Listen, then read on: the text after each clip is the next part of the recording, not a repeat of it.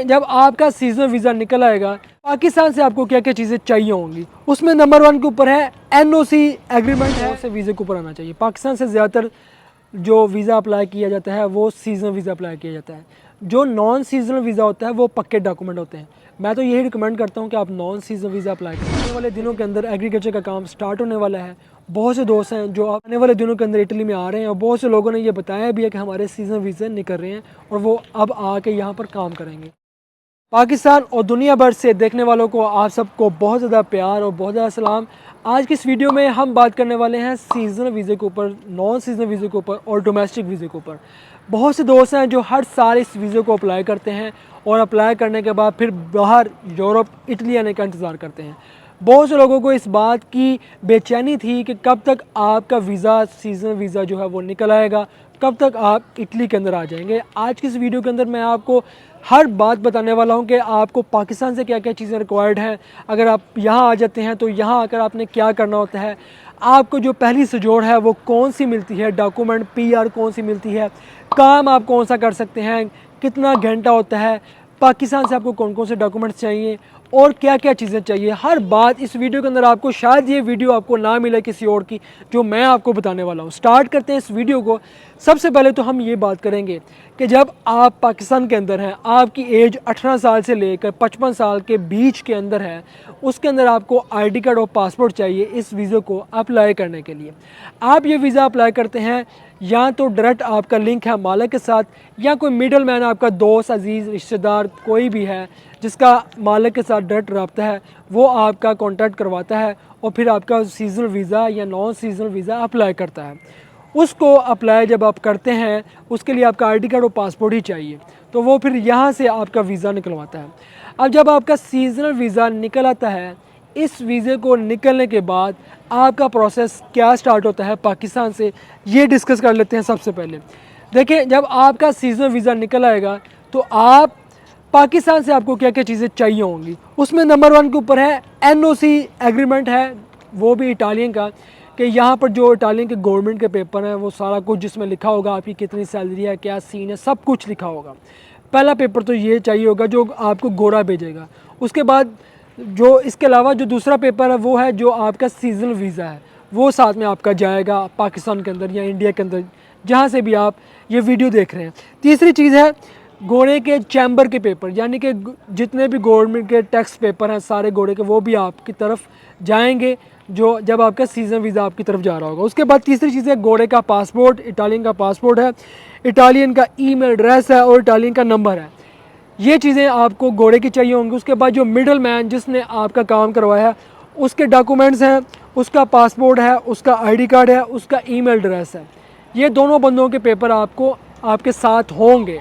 उसके बाद फिर आपने क्या करना है, आपने पाकिस्तान से अपना वीज़ा प्रोटेक्ट करवाना होता है। जब आपका वीज़ा लग जाता है, सब कुछ होता है, वीज़ा आपने प्रोटेक्ट करवाना है, बहुत इंपॉर्टेंट है। आपने अपना जो फैमिली एफआरसी है वो आपने बनवाना है। अगर तो आप सिंगल हैं तो फैमिली एफआरसी, और अगर आप शादीशुदा हैं तो फिर आपने डबल एफआरसी, बीवी के साथ भी आपने अपना एफआरसी वो भी बनवाना है। बर्थ सर्टिफिकेट है वो भी आपने बनवाना है। पुलिस करैक्टर सर्टिफिकेट है कि जब आपका वीज़ा लग जाता है फिर आपने पुलिस करैक्टर सर्टिफिकेट वो भी आपने बनवाना है। पोलियो वैक्सीनेशन वो भी आपका सबसे इंपॉर्टेंट है, वो भी आपने बनवाना है। निकाहनामा अगर आपका हुआ वो भी आपने बनवाना है।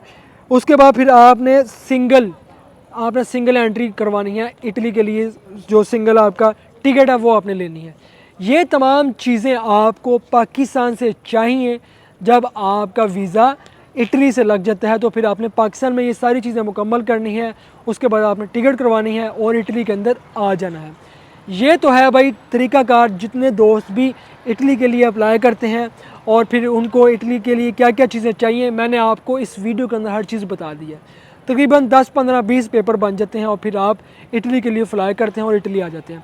अब जब आप यहाँ पर आ जाते हैं, यहाँ पर जिस मालिक के साथ आपकी बात हो चुकी होती है, वो मालिक आपको यहाँ पर बुलाता है और काम आपको देता है जिसके ऊपर आपका पहला वीज़ा निकला होता है। अब इस वीज़े के जो डॉक्यूमेंट होते हैं वो आपको जो पहला कार्ड मिलता है वो मिलता है लवोरो स्टाजियोने। वो एक कार्ड होता है इलेक्ट्रॉनिक, जैसे हर एक बंदे की सजोर होती है। 9 महीने का वो कार्ड आपको इशू किया जाता है और उस कार्ड के अंदर आप अपने उस मालिक के पास काम करते हैं एग्रीकल्चर का। अब ये कार्ड आपको कितनी देर में मिलता है, शायद 3-4 महीनों के अंदर मिल जाए, 5 महीनों के अंदर मिल जाए, या 6 महीनों के अंदर आपको ये कार्ड इशू हो जाए। वो जो जब तक आपका वो कार्ड वैलिड होगा उसके अंदर आप अपनी कंट्री में जा सकते हैं।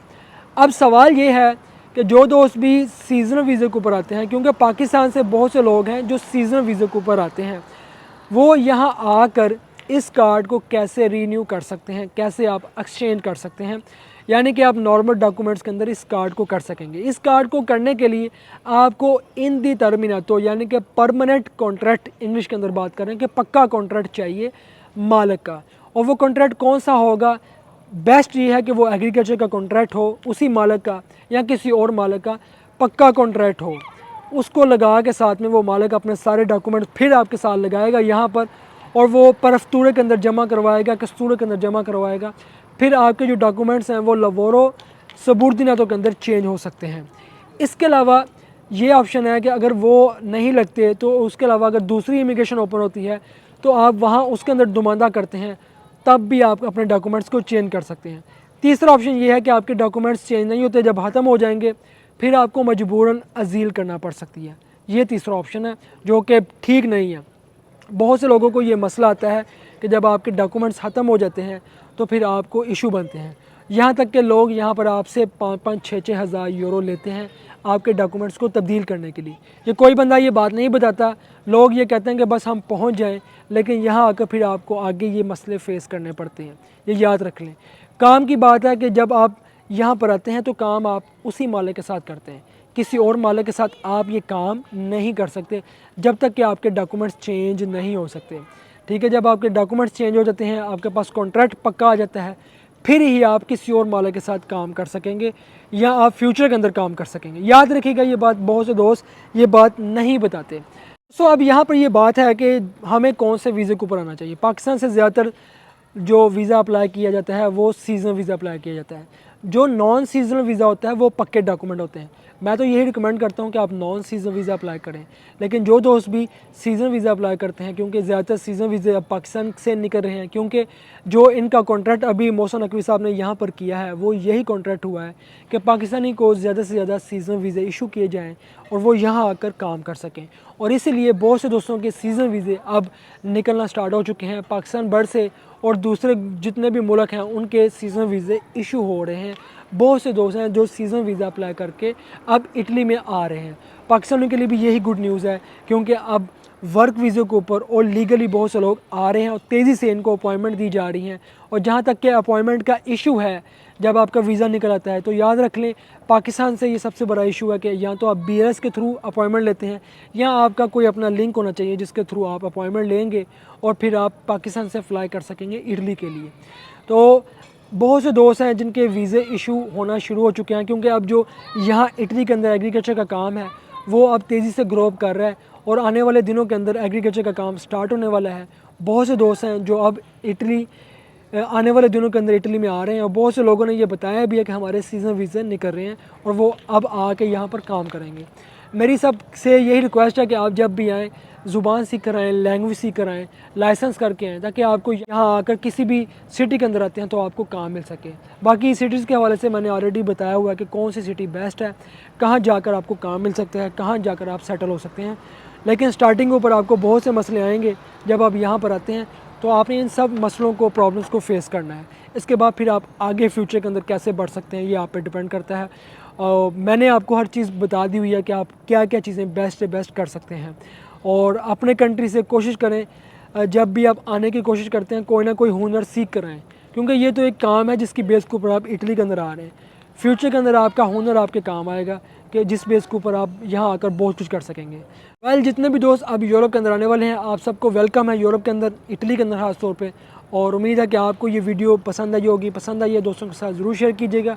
मिलते हैं हम आपको फिर किसी वीडियो में, तब तक आप हमें दें इजाज़त। अल्लाह हाफिज़।